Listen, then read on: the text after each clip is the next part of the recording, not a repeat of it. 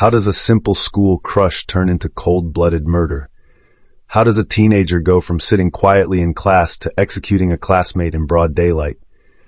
Some say it was self-defense from humiliation. Others call it a calculated hate crime. But one thing is clear. On February 12, 2008, a classroom turned into a crime scene, and a 15-year-old boy never got to walk out alive. Was this an explosion of pent-up rage? Or was Brandon taught to believe that kids like Larry King simply didn't deserve to exist? Welcome to True Crime Acts, where we look into the hidden truths behind some of the most chilling real-life events.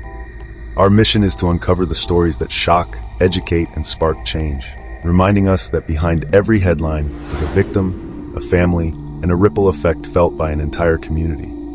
If you find this journey as important as we do, don't forget to like, subscribe, and click the notification bell to ensure you never miss another gripping exploration into the depths of human behavior.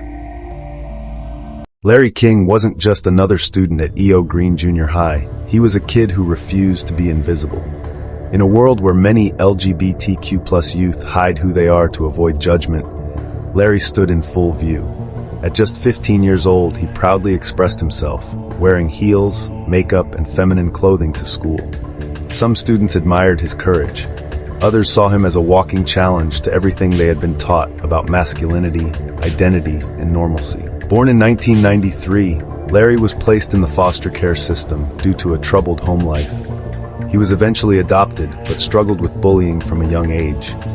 His confidence in embracing his true self didn't come without a price. From whispered insults in the hallways to outright hostility, Larry was constantly reminded that not everyone accepted him. But he never backed down. It was in the months leading up to his murder that tensions with 14-year-old Brandon McInerney began to intensify. Larry had allegedly teased Brandon, sometimes in front of their classmates. Some saw it as harmless fun. Others believed it was a power play, Larry asserting control in an environment where he was often the target. Larry's teachers saw the hostility, but few took action. Some felt Larry was instigating it. Others worried that stepping in would make things worse. But one thing was certain, the school was a ticking time bomb, and no one was willing to defuse it. And then, one morning in February 2008, that ticking time bomb exploded. Was this just a tragic case of bullying that spiraled out of control, or was it something far more sinister? Brandon McInerney wasn't just a typical middle schooler. He was a boy raised in an environment of violence, toxic masculinity, and deep-seated intolerance. A child exposed to a world that taught him some people simply didn't deserve to exist. Born in 1994, Brandon grew up in Oxnard, California, a place where beauty and opportunity collided with crime and dysfunction. His home life was far from stable. His father, a violent man, was arrested multiple times for domestic abuse, including beating his mother so severely that her face was left bloodied and bruised. Brandon absorbed his father's lessons well. Violence was power, strength was domination, and men never showed weakness. His education in hate and aggression didn't stop at home. Brandon had been fed a steady diet of extremist ideology from a young age. He idolized men who embodied dominance and control. And then in 2008, he met Larry King. Larry, in all his confidence, was everything Brandon had been conditioned to despise. To the world, Larry was bold, brave, unashamed. To Brandon, Larry was a threat, a challenge to everything he believed about masculinity. A public humiliation every time he dared to flirt with him in front of their classmates. And in Brandon's mind, humiliation wasn't something you tolerated. It was something you eliminated. As the days passed, the rage inside him grew. And one night, in the dark silence of his bedroom, he finally made a decision. Larry King wouldn't get to walk into school tomorrow. Larry and Brandon were not friends. They were not rivals. They were something far more dangerous. For months, Larry had flirted openly with Brandon in front of their peers. Some students found it funny. Others found it uncomfortable. And Brandon? He found it unforgivable. For a boy raised on violence, dominance, and rigid masculinity, Larry's behavior was an attack, a challenge, a public test of his manhood. And Brandon was failing. Brandon's pride was on the line. His reputation was at stake. Every day, he felt the weight of eyes watching him, waiting to see if he would snap. But here's the thing. Was Larry pushing too hard? Or was Brandon already looking for an excuse? The school saw what was happening. The teachers noticed, and yet no one intervened. This wasn't just bullying, it was a time bomb, and everyone ignored the ticking. Brandon didn't snap in the heat of the moment. He planned it. The night before the murder, Brandon told his classmates his plan. Tomorrow I'm bringing a gun. Tomorrow Larry King dies, and no one stopped him. Not a single person took him seriously. Not a single teacher was warned. So when Brandon woke up that morning, he got dressed, grabbed his backpack, and slipped a loaded gun inside. And then he went to school, knowing that by the time the first bell rang, he would be a murderer. Did Brandon truly feel trapped, or did he wake up knowing exactly what he was about to do and reveling in it? February 12, 2008 was supposed to be just another school day at E.O. Green Junior High. But it wasn't. As students settled in for their first period class, Brandon McInerney had already made his decision. He had spent the night before stewing in resentment, his anger boiling over into something lethal. He didn't bring a notebook. He didn't bring pencils. He brought a gun. The teacher turned to the whiteboard, beginning her lesson, and then the first shot, Larry didn't even have time to react. A second shot followed, execution style, directly to the back of his head. And Brandon? He calmly set the gun on the floor. He sat back in his chair. He waited. The classroom was in pandemonium. But Brandon wasn't. There was no panic, no regret, no sign of fear. It wasn't a crime of passion. It wasn't a schoolyard brawl gone too far. It was an execution. And the question is, was this murder just personal, or was it a calculated hate crime? The nation was stunned. A 14-year-old had just executed his classmate in broad daylight. And yet, as the shock settled, the narrative began to twist. Some headlines painted Brandon as a troubled kid pushed too far.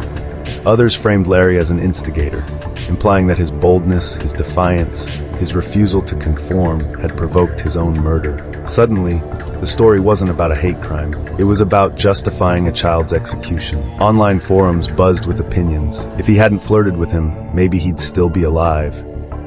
Brandon was protecting himself. Sorry, but you can't go around pushing straight boys and expect no consequences. Wait, are people really blaming the victim? Larry King was dead, and yet his identity was being put on trial. What does it say about our society that a teenager's right to exist became more controversial than his murder? Brandon's lawyers didn't just argue that he was a child who made a mistake. They argued that he had been conditioned to believe Larry was the enemy. Brandon grew up in a household that condemned homosexuality. He was exposed to white nationalist ideology, toxic masculinity, and biblical teachings that framed LGBTQ+ people as sinful. Brandon told investigators that he felt Larry was crossing a line, that his flirtation was wrong, that in his mind, he was doing what was right. So now the question is, did Brandon pull the trigger because of personal humiliation, or because he was taught that Larry's very existence was unacceptable? And if that's the case, who is really responsible, Brandon, his family, or the ideology that shaped him? The trial was a battlefield. Prosecutors pushed for life in prison. The defense painted Brandon as a child lost in fear. The jury couldn't agree. A murder caught in front of dozens of witnesses, and still, a mistrial. A 15-year-old was executed in class, and no one was held accountable. It took 3 years for Brandon McInerney to face his punishment. At first, prosecutors sought a life sentence. They argued that this was a premeditated execution fueled by hate, not a momentary lapse of judgment, not a schoolyard fight gone wrong, but a calculated murder. But the defense painted a different picture. They argued that Brandon was too young to understand what he was doing. They emphasized his troubled home life, the violence he grew up with, the indoctrination into white nationalist ideology, anything to prove that he wasn't fully responsible. And the jury, they couldn't agree. How does a murder committed in front of dozens of witnesses end in a deadlock? Brandon eventually accepted a plea deal. 21 years in prison, no possibility of parole, no early release, but still 21 years for execution-style murder. Some called it justice, others called it a disgrace. Because let's not forget, Larry King is dead, and his killer? He will walk free before he turns 40. Does that sound like justice to you? This wasn't just one murder, it was a symptom of something much deeper, a reflection of how society treats difference. Larry King wasn't a threat. He didn't attack anyone. His only crime? Existing. And yet, even in death, people blamed him. He shouldn't have pushed it. He made people uncomfortable. He brought it on himself. What does that say about our society? That a 15-year-old boy can be shot in the back of the head and still be blamed for his own murder? And what about Brandon? Was he a murderer from the start? Or was he built by the world around him? A product of violent upbringing, religious indoctrination, and toxic masculinity, all culminating in a moment of deadly resolve? Did religion kill Larry King? Did the justice system fail him? Or did we all play a role in allowing intolerance to thrive? This case should have changed everything. But did it? Or are we still teaching kids that difference is something to be feared, something to be destroyed? Tell us your thoughts in the comments. Larry King's murder was more than just a school shooting. It was a statement, a tragedy, and a reflection of the world we live in.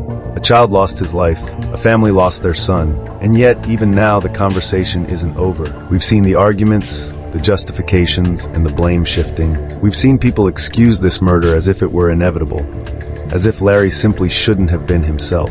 But that raises the question, are we still failing kids like Larry today? Because if this case taught us anything, it's that intolerance doesn't just exist in dark alleys or late-night attacks. It lives in our schools. It lives in our homes. It lives in the silence of those who look away. So what happens now? Do we keep letting history repeat itself? Or do we finally learn? If this story moved you, angered you, or made you think, don't let the conversation end here. Like, share, and comment below. What do you think? Was justice served? And more importantly, how do we stop this from happening again?